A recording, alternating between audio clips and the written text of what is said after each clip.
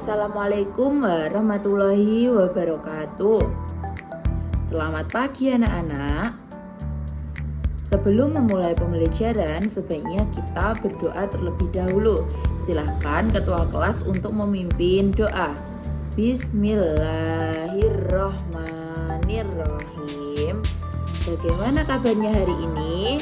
Alhamdulillah, luar biasa. Allahu Akbar. Yes.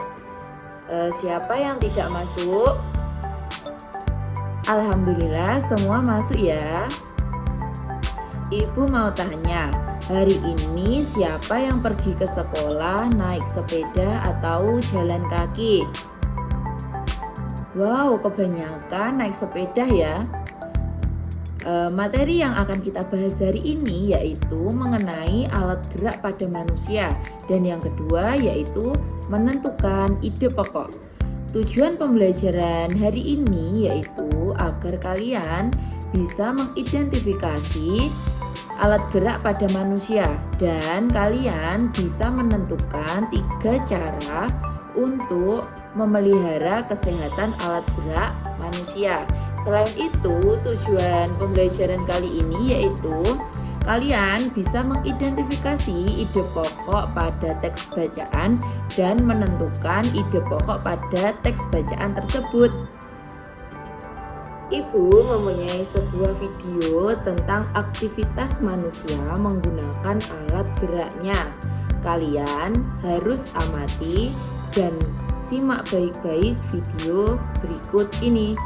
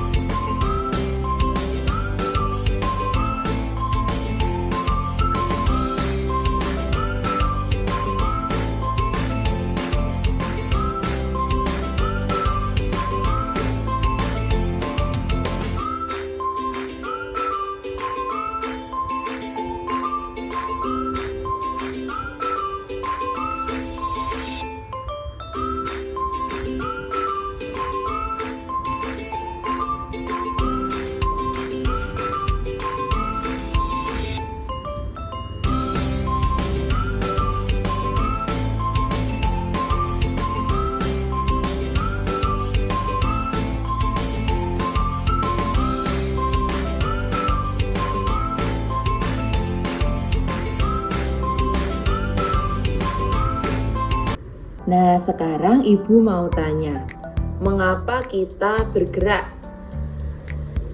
Ya, betul, karena dalam tubuh kita terdapat sistem gerak. Selanjutnya ibu mau bertanya, apa sih ide pokok itu? Ya, betul, ide pokok adalah gagasan yang merupakan inti atau dasar permasalahan dari sebuah paragraf. Selanjutnya, ibu mau menjelaskan mengenai alat gerak pada manusia dan cara menentukan ide pokok. Alat gerak manusia terdiri atas alat gerak aktif dan alat gerak pasif. Alat gerak aktif atau disebut juga dengan otot. Otot adalah jaringan di dalam tubuh manusia yang dapat berkontraksi dan relaksasi. Otot berfungsi sebagai alat gerak aktif untuk membantu tulang agar dapat bergerak. Otot dibedakan menjadi 3, yaitu otot polos, otot jantung, dan otot lurik. Otot polos adalah jaringan yang terbentuk oleh sel-sel otot yang bentuknya seperti gelendong yang bagian ujungnya meruncing dan memiliki satu inti sel. Yang kedua yaitu otot jantung. Otot jantung adalah otot yang menyusun dinding jantung yang berfungsi dalam memompa darah ke paru-paru dan seluruh tubuh. Yang ketiga yaitu otot lurik. Otot lurik disebut juga sebagai otot rangka karena otot ini melekat pada rangka tubuh manusia. Alat gerak yang kedua yaitu alat gerak pasif atau disebut juga tulang. Tulang adalah rangka yang tersusun membentuk tubuh manusia maupun hewan. Tanpa tulang, sistem gerak manusia tidak akan sempurna. Tulang berfungsi untuk menegakkan tubuh, melindungi organ tubuh seperti jantung dan paru-paru, kemudian memberi bentuk tubuh, serta sebagai tempat melekatnya otot. Macam-macam tulang pada manusia adalah yang pertama, rangka kepala. Rangka kepala berfungsi melindungi otak dan membentuk struktur wajah manusia. Yang kedua yaitu rangka badan. Rangka badan adalah sekumpulan tulang yang menentukan bentuk tubuh manusia. Rangka tulang ada 4, yaitu yang pertama tulang belakang yang terdiri dari 7 ruas tulang leher, 12 ruas tulang punggung, 5 ruas tulang pinggang, 5 ruas tulang belakang, dan 4 ruas tulang ekor. Yang kedua tulang rusuk yang terdiri dari 7 pasang tulang rusuk sejati, 3 pasang rusuk palsu, dan 2 pasang rusuk melayang. Yang ketiga tulang dada yang terdiri dari 3 bagian, yaitu tangkai atau hulu, badan, dan taju pedang. Yang keempat yaitu tulang gelang panggul yang terdiri dari 2 tulang usus, 2 tulang duduk, dan 2 tulang kemaluan. Rangka anggota tubuh yang ketiga yaitu rangka anggota gerak. Rangka anggota gerak pada manusia terdiri dari anggota gerak bagian atas yaitu sepasang tangan dan anggota gerak bagian bawah yang terdiri dari sepasang kaki. Rangka anggota gerak berbentuk pipa berruas-ruas yang berfungsi sebagai pendukung terjadinya pergerakan pada tubuh manusia. Nah, kita sebagai manusia menggunakan alat gerak berupa tulang dan otot seperti berlari, berjalan, dan bahkan duduk makan, kita menggunakan alat gerak berikut. Nah, cara memelihara alat gerak itu yaitu yang pertama, kita harus duduk dengan posisi yang benar. Duduk yang benar yaitu duduk dengan posisi tegap dan lurus. Yang kedua, berdiri dengan posisi tegak dan lurus. Yang ketiga, mengangkat beban sesuai kemampuan, jangan beban yang berlebihan. Yang keempat, berjemur di bawah matahari agar dapat membantu produksi vitamin D yang ada di tubuh. Vitamin D dapat membantu menguatkan tulang dan mempengaruhi pertumbuhan dan perkembangan tulang manusia. Yang kelima yaitu berolahraga teratur. Yang keenam yaitu makan makanan bergizi seperti susu, telur, ikan, kedelai, dan sayur-sayuran. Selanjutnya yaitu materi menentukan ide pokok dalam teks. Ide pokok adalah gagasan yang menjadi inti atau dasar permasalahan dari sebuah paragraf. Cara menemukan ide pokok dalam paragraf yang pertama yaitu kita kenali jenis-jenis paragraf. Jenis paragraf ada 2, yaitu paragraf induktif dan paragraf deduktif. Yang kedua yaitu bacalah setiap paragraf yang ada di sebuah tulisan dengan cermat. Yang ketiga yaitu mencari kalimat utama dalam paragraf. Kita perlu mengetahui mana kalimat utama untuk membantu dalam menemukan ide pokok. Kemudian ciri yang paling menonjol dari kalimat utama yaitu bersifat umum. Kalimat utama berupa pernyataan umum yang akan diperjelas pada kalimat lain. Kemudian kalimat utama itu bisa berada di awal maupun akhir paragraf.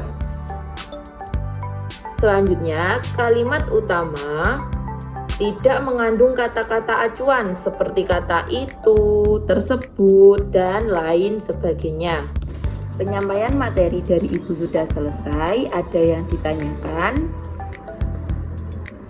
Jika tidak, Ibu akan membentuk kalian menjadi beberapa kelompok. Setiap kelompok terdiri dari 4 anggota. Tugasnya yaitu yang pertama, kalian mengerjakan LKPD ini bersama kelompoknya. Jadi kalian harus berdiskusi kepada sesama anggota kelompok untuk mengerjakan LKPD ini. Jadi jawabannya cuma 1 setiap kelompok.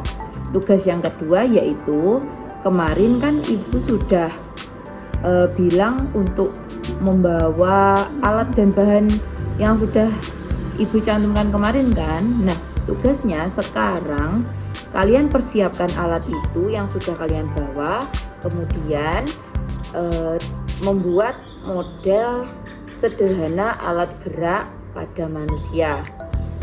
Tugas yang kedua yang sudah Ibu cantumkan dalam petunjuk LKPD.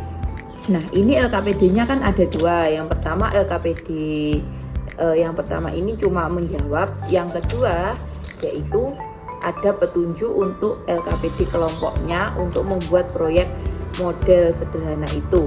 Kalian bisa lihat petunjuknya di sini. Nanti yang kesulitan bisa tanya ke Ibu. Sudah sampai mana membuat model sederhana alat geraknya?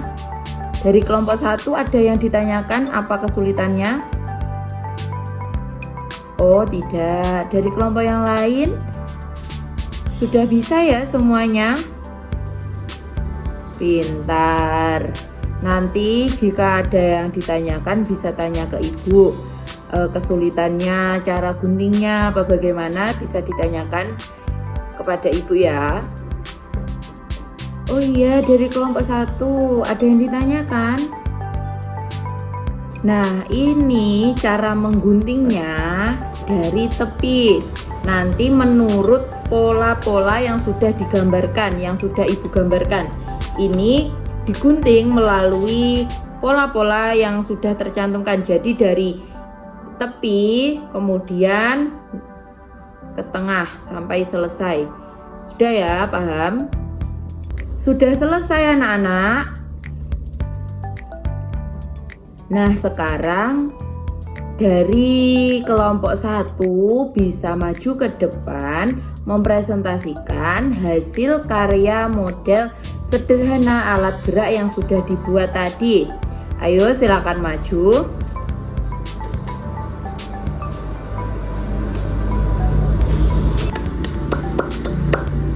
Cukup bagus dari kelompok 1. Nah, tapi saran Ibu untuk kelompok 1 itu guntingnya kurang rapi ya kalau menggunting. Terus nempelnya juga kurang kuat, jadi kertasnya tidak bisa nempel dengan sempurna. Penyampaian hasil kelompoknya sudah selesai. Sekarang Ibu mau memberikan soal evaluasi untuk mengetahui seberapa paham kalian tentang bab yang kita bahas hari ini. Kesimpulan dari materi pembelajaran hari ini yaitu alat gerak pada manusia ada 2, meliputi alat gerak aktif atau otot dan alat gerak pasif atau tulang. Kemudian cara memelihara alat gerak pada manusia yaitu yang pertama, kita harus berdiri dan duduk dengan lurus dan tegap. Kemudian kita bisa berolahraga secara teratur dan makan makanan yang bergizi. Bisa kita berjemur di bawah terik matahari yang menghasilkan vitamin D untuk membantu pertumbuhan tulang dan perkembangan tubuh kita.